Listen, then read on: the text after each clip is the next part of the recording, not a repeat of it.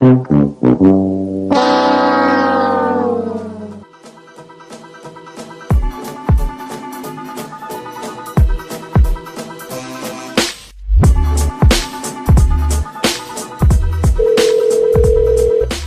this is Chris.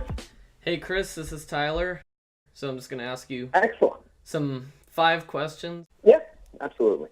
I'm going to kick it off with why were you surprised or were you not surprised by Donald Trump's victory? Oh boy, I would say that I was surprised because I think that all of the media, when you watched all the media coverage and everything else, it was pretty much a given that Hillary was going to win. I mean, I think everybody, including Donald Trump, thought he was going to lose. So I was very, very surprised.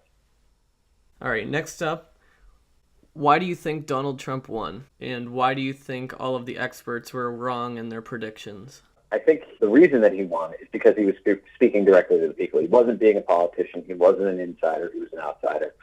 And I think they were kind of sick of the last 50 years where the country's been run by politicians and run for political gain and not necessarily for the gain of the people.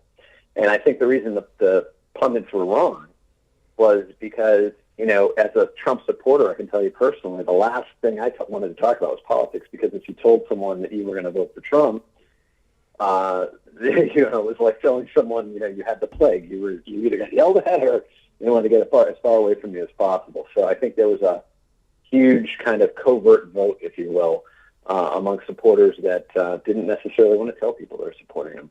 So I think that's why.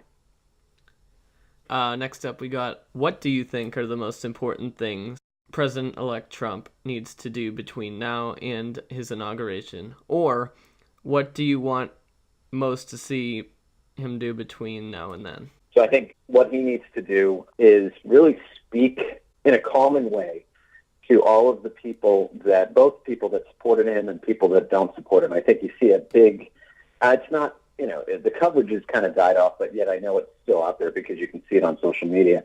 There's still a large amount of unrest and people that are protesting and, that are against the nomination. And I think he really just needs to, number one, keep doing what he's doing. You need to build your cabinet, and he's doing that, and I think he's doing that in a really nice kind of methodical way. And I think he needs to obviously stand that path, and I think he needs to calm people. I think he needs to, let people know that he is going to try to follow what his narrative on the campaign trail that he had.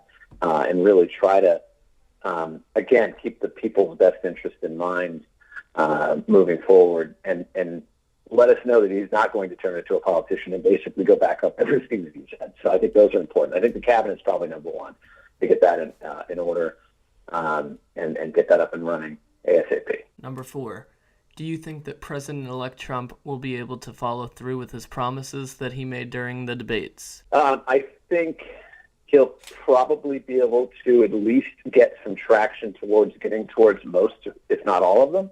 Will he be able to do everything he promised? No. I don't think you can ever find any government official that can do that. But, again, when I told you in the first interview, there's some things that I think he said that are more metaphorical than more of, let's really move strongly towards this path, and maybe it's not going to happen in the way that he shaped it and talked about it, but it will certainly go in that direction for reforming, whatever it is, whether it be Obamacare or immigration or something like that. So, I think, it won't necessarily be that Obamacare is going to be completely repealed, but certainly segments of it will. Immigration, he may not build that physical wall tomorrow, but, at least the policies will be changed. So there's certain things that I think he'll work strongly towards. I got one more question for you. How do you think the United States' relations with the rest of the world will be impacted with Donald Trump as president? I think you're going to see 2 stages. I think the first stage is going to be a little bit of hesitation, a little bit of nervousness.